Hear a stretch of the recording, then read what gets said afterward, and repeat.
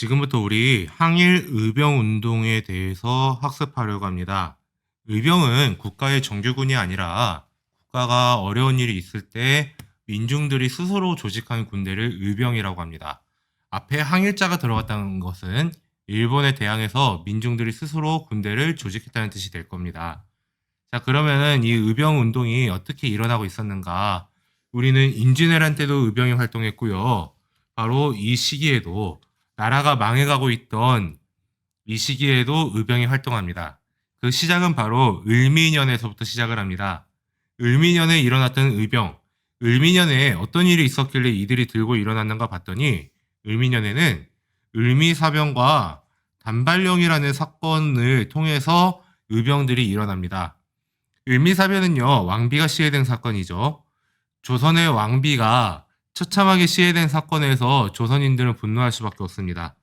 하지만 성리학 국가 조선에서 부모님이 주신 것은 털끝 하나라도 소중하게 여기는 그 성리학 국가 조선에서 그거를 무시하고 머리를 다 자르라는, 오늘날에는 남성들이 이발하는 것이 굉장히 지극히 당연한 일이지만 당시에는 그게 전혀 당연하지 않은 일을 하라고 하는 이 단발령이 내려지니까 거기에 반발해서 일어난 것이 을미의병입니다. 당시 의병 구성층들을 보니까 주로 유생층들이 중심이 됩니다. 그래서 유생층이 중심이 되어서 이들은 위정척사파가 대부분입니다. 그래서 이 당시에 대표적인 의병장이었던 유인석이 밝힌 왜 들고 일어난지 이 글을 보면니까요. 우리 군모의 원수를 생각하며 이미 이를 갈았는데 여기에서 을미사변을 이야기하고 있는 것을 볼 수가 있습니다. 하지만 그 다음에 참혹한 일이 더해서 우리 부모에게서 받은 머리털을 풀베듯이 베어버리니 이 무슨 병고란 말인가. 을미사변과 함께 단발령을 이야기하고 있죠. 이것이 엄청난 문제라고 이야기하고 있는 겁니다. 그렇기 때문에 의병을 일으켜 마침내 이 뜻을 세상에 알리니 이렇게 이야기하면서 우리는 의병 활동을 하겠다라고 이야기하는 겁니다. 근데 여기에 지도자는요, 유생층이 중심이 되지만 그 아래에 활동하는 일반 의병 병사들은요, 농민들과 동학농민군의 자녀 세력들이 중심이 됩니다. 이 당시 의병의 주요 목표는 근왕, 즉 조선 왕조를 보호하는 것이 목표입니다.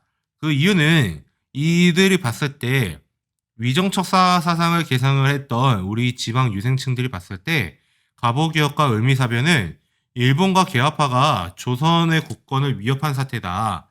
그러니까 일본이나 개화파 애들이 나라를 들여다 팔아먹으려고 한 거다 라는 식으로까지도 인식을 하고 있었기 때문에 조선 왕조를 보호하는 거고, 그에 더 나아가서 일본으로 대표되는 외국 세력들을 몰아내는 게 목표였었습니다.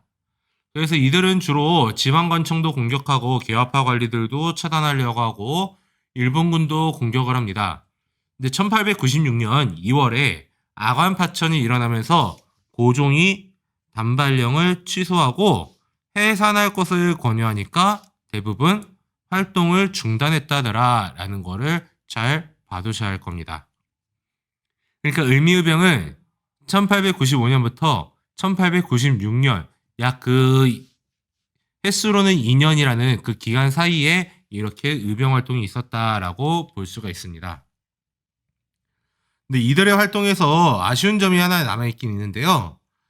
이들의 활동을 봤을 때 지도자가 이제 양반 유생들이란 말이죠. 그래서 이들이 신분차별 의식을 갖고 있었기 때문에 지도자는 양반, 그 안에 있던 평민들, 이들 사이에 하나로 뭉쳐지지 못하고 있었다라는 그런 한계점이 남습니다. 그러나 그 을미의병 이후에 10년이라는 기간 사이에 여러 활동들이 일어나는데요. 대표적으로는 영학당이라는 단체가 있습니다. 동학농민군 자녀 세력들이 조직했는데요. 이들은 영국 종교로 위장을 합니다. 왜냐면은 동학농민운동 자체가 조선 왕조에서 사이비 종교다라는 식으로 해서 탄압을 했던 이미 전적이 있기 때문에 영국 종교로 위장을 하면은, 그래서 영학이라고 하면은 영국은 강대국이기 때문에 당시에 세계 넘버원의 국가였기 때문에 건들지 못할 것이다 라고 생각을 한 겁니다. 그래서 영국 종교로 위장을 해서 활동을 합니다. 근데 이들이 활동했던 대표적인 이유는요, 미국 수출, 주로 쌀을 일본으로 수출하다 보니까 그 조선에 필요한 쌀이 모자라가지고 물가가 폭등하고요, 빈민층이 몰락하고 있으니까 이 문제를 지적을 해냅니다. 그래서 지주, 왕실들이 토지를 소유하는 것에 대항하고 거기에 대해서 균등하게 토지를 갖고 있어야 된다라는 내용들을 주장을 합니다. 자, 이렇게 이야기를 해서 활동하는데요. 영학당의 활동은 이렇게 그 98년, 99년 이 언저리를 지나면서 이 흐름은 활빈당에게로 넘어갑니다. 활빈당은 그 소설 홍길동전에 나오는 단체가 활빈당인데요. 근데 그 단체의 이름을 따온 거긴 합니다. 그래서 가난한 농민과 상민들이 조직한 단체인데요. 그래서 이들이 주로 했던 거는 동학농민운동이 그랬듯이 반봉건, 반침략 이런 활동을 전개합니다. 근데 영학당보다 더 발전한 것은 이 대한삼일논설 13조목에 보면 나와 있는데요. 사전을 없애자. 그러니까 균전을 이야기하고 있는 거는 똑같습니다. 그리고 방공령을 실시하자. 그리고 영세상인들에게 세금 거두는 거를 폐지하고 이제 곡물 가격도 안정시키고 외국인에게 철도 보살권을 주지 말자.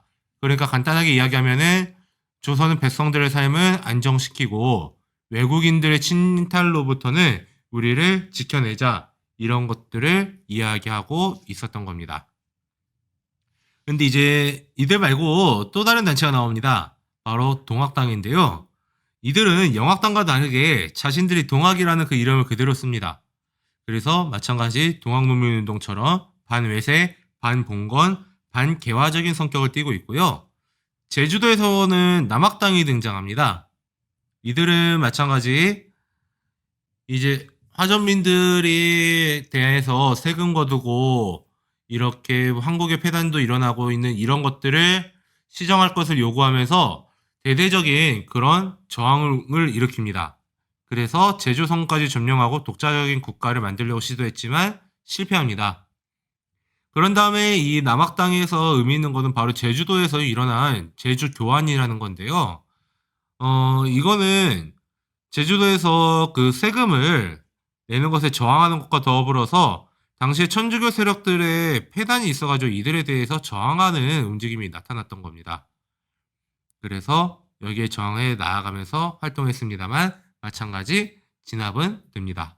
이렇게 의미의병 이후에 여러 단체들이 활동하는데요. 이 단체들이 있었기 때문에 우리 1905년 을사년에도 의병이 일어나는 데 있어서 그 발판이 마련되었던 겁니다. 보통 교과서나 이런 데에서는 을미의병 다음에 바로 을사의병을 다룹니다. 근데 을사의병을 다루고 있는데요. 문제는 그 중간에 10년이라는 갭이 생긴다라는 겁니다. 그래서 자칫하면은 이 10년이라는 사이에 아무것도 하지 않았다라는 것처럼 인식을 할 수가 있는데 실제로는 을미의병 이후에 그 10년 사이에 영학당이라든지 활빈당이라든지 동학당, 남학당과 같은 단체들이 전국에서 활동을 하고 있었다라는 겁니다. 자, 그러면은 이제 을미의병 못지않게 봐야 될 을사의병이 나타나는데요. 이 을사의병이 나타나게 된 원인은요. 러일전쟁 이후에 일본의 침략이 본격적으로 이루어지기 시작합니다. 근데 정말 중요한 이유는 바로 을사늑약을 강제로 체결했다라는 데 있습니다. 을사늑약을 강제로 체결했다. 이 말은 조선이 아니죠. 대한제국이죠. 이 시기에는. 대한제국의 외교권이 강탈당한 사건이죠. 그렇기 때문에 이거는 가만히 묵과할 수는 없는 겁니다. 한 나라의 외교권이 강탈당했다라는 것은요, 바꿔 말하면은 그 나라의 정체성 자체가 상실될 수도 있다라는 겁니다. 그렇기 때문에 이때는 양반 유생들 및 전직 관료들도 들고 일어섭니다. 그리고 민종식, 최익형과 같은 분들이 그런데요. 이때는 신돌석과 같은 평민의병장도 등장하기 시작합니다. 그래서 이들은 민종식 선생은 충청도 홍성을 중심으로 해서 활동을 하고요. 그렇게 해서 일본군의 공격을 받고 패퇴합니다만 우리 최익현 선생은 전라도에서 이제 들고 일어서세요. 그리고 전라도 태인에서 들고 일어서서 전라북도에서 저항을 합니다. 이 최익현의 문집인 면함집에는 바로 이 최익현이 왜 들고 일어났는지 이렇게 써져 있습니다. 그 작년 10월에 저들이 한 행위 을사늑약은 망고에 일찍이 없던 일로서 한 조각 종이에 써서 500년 종묘 사직이 드디어 하룻밤에 망했다. 나라 망했는데 어떻게 안 싸우겠느냐.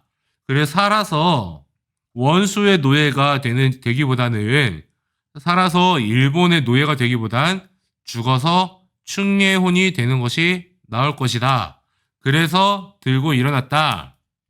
그래가지고 역적을 죽여서 그 간을 내어 먹고 외적을 붙일러 그 소굴을 소탕하라 라고 이야기하며 강력하게 저항의 의지를 표명합니다. 하지만 최익현 선생의 안타까운 점은요, 전부군의 공격을 받으니까 여기에서 더 이상 활동을 안 해요. 뭐냐면은 어떻게 내가 왕의 군대를 공격을 할 수가 있느냐. 일본군이 일본군만으로 진압한 게 아니고 대한제국의 군대까지 동원해서 진압을 합니다. 대한제국의 군대랑 같이 나타났던 거예요. 최익현한테. 근데 그러니까 최익현은 거기에서 내가 어떻게 왕의 군대를 공격을 하느냐 라고 하면서 더 이상 저항을 하지 않고 체포돼가지고 대마도 스시마로 끌려간 다음에 거기에서 적이 주는 것은 먹을 수 없다라고 하며 결국에는 굶어 죽게 됩니다. 그리고 그 다음에 평민 출신 의병장 신돌석도 등장을 합니다. 자, 이렇게 해서 을사의병이 등장하는데요. 이 을사의병의 흐름을 계속 이어가게 됩니다. 신돌석 같은 경우는 그 이후에도 계속 활동을 하는데요. 1907년 정민년에도 의병이 대대적으로 일어나게 됩니다. 이 의병이 일어나게 된 원인은요, 바로 고종이 강제로 황제 자리에서 물러나게 되고 군대도 강제로 해산당한 거에 있습니다. 헤이그 만구평화회의에 특사 파견한 것을 빌미로 삼아 일제는 고종을 황제 자리에서 강제로 끌어내립니다. 그리고 그 다음에 대한제국의 군대까지도 해산을 하죠. 그래서 이미 제1차 한일협약을 통해 대한제국의 재정권과 외교권을 가져갔던 일제는 1905년 을사늑약을 통해 대한제국의 외교권을 완전히 가져갑니다. 그리고 1907년 이때 가서는 대한제국의 군대도 해산합니다. 그리고 한일 신협약, 정미칠조약, 제3차 한일협약 다 같은 용어죠. 이 조약을 체결을 해서 대한제국 정부 각 부처의 차관들은 다 일본인으로 꽂아 넣게 되는 사건이 벌어집니다. 거기에서 이제 대대적으로 저항을 한 겁니다. 그래서 이때 구성을 보면은 양반 유생들도 있지만 평민 의병장이 다수였다라는 데에 특징이 있습니다. 그리고 더 의미 있는 것은 군대가 해산되면서 바로 해산 군인이 들어오기 시작했다라는 데 있습니다. 해산 군인이 들어왔다라는 것은 바로 이들을 통해서 의병들의 조직력과 전투력이 강화되었다라는 걸 볼 수 있거든요. 지금 민간인과 군인들이 총을 쏘면은 정확하게 이야기하면은 군대를 갔다 온 사람과 안 갔다 온 사람이 총을 쏘면은 당연히 군대 갔다 온 사람이 잘 쓸 수밖에 없습니다. 왜냐하면 군에서 체계적으로 훈련을 받으니까요. 근데 마찬가지 을미년 때, 을사년 때의 의병들은 을미의병과 을사의병 같은 경우는 전문적으로 그 사격 훈련이라든지 이런 군사 훈련을 받은 사람이 없습니다. 하지만 정미의병 때 가면은 해산 군인들이 의병에 가담을 하면서 의병의 조직력과 전투력이 강화되고 이들이 전국적인 의병 전쟁으로까지도 이끌어갈 수 있었던 겁니다. 그리고 오른쪽 아래는 영국의 맥킨지라는 기자가 찍은 의병의 사진인데요. 의병과 관련해서는 이 사진이 딱 한 장 남아 있습니다. 왜냐면은 나중에 이 의병들은요, 바로 이제 그 일종의 게릴라전을 치르고 있었기 때문에 이들이 전면적으로 나서질 않으니까 사진 자료가 남아 있을 수는 없습니다. 하지만 이 맥킨지는 오늘날 그 경기도 양평 근처의 지평이라는 지역에서 이 의병 부대를 만나게 되고 여기에서 이들의 사진을 남겨놓습니다. 이 사진에 보면은 좀 특징적인 것이 이 오른쪽에 있는 이 사람은 제복을 입고 있습니다. 군인이란 뜻입니다. 근데 옆에 있는 이 사람은 일반 옷을 입고 있죠. 그러니까 이 사람은 신분이 그냥 일반 평민이었다라는 뜻입니다. 그래서 이것만 봐도 굉장히 다양한 각계각층이 들어오는데 심지어 여기 계신 이분은 여성인 것 같기도 합니다. 근데 이러한 것은 무엇을 이야기하냐면은 의병 내에 신분차별 의식도 약화되었다라는 것을 이야기하고 있고요. 그래서 이것이 양반들 중심이 아니라 이제 여러 신분들이 중심이 되어서 저항하는 그런 투쟁으로 발전했다라고 볼 수가 있습니다. 그래서 이러한 것이 기반이 되어서 이들이 결성한 전국적인 의병 부대가 바로 13도 창의군입니다. 그래서 의병 지도자들이 각 전국에서 모여가지고 13도 창의군을 결성합니다. 우리는 조선 팔도라는 이야기를 합니다만 우리가 가부개혁과 을미개혁 이런 것들을 거치면서 행정구역이 개편이 돼요. 그래서 팔도에서 23도로 갔다가 13도로 줄어듭니다. 그래서 13도 창의군이다라는 것은 곧 전국에서 모두 모인 부대다라는 뜻입니다. 총대장은 이인영, 군사장은 허위라는 분이 이렇게 맡아서 13도 연합부대가 활동을 하는데요. 이들은 각국 공사관에, 각국 영사관에 국제법상의 교전단체로 인정해주세요라고 요구를 합니다. 네, 이것도 마찬가지 중요하게 볼 필요 있는데, 자, 여기서 가장 중요한 것은 바로, 국외 동포들에게도 경문을 보내기도 하지만 가장 중요한 건 바로 서울 진공작전입니다. 자, 우리 서울 진공작전을 볼 건데요. 이들이 국제법상 교전단체도 요구하고 국외 동포들에게도 경문을 보내요.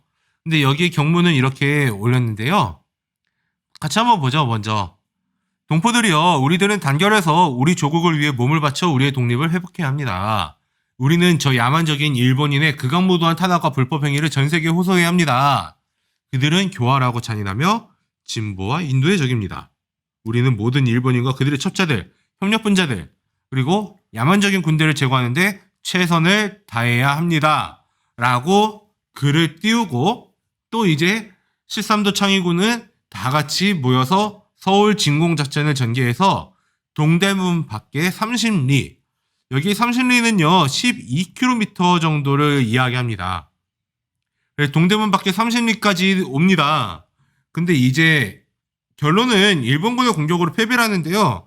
근데 그때 중요한 가치가 충돌을 해요. 이 서울 진공작전 할 때 이 이인영이 부친상을 당합니다. 그래서 충이냐 효냐 이 두 가지의 중요한 가치가 충돌을 합니다.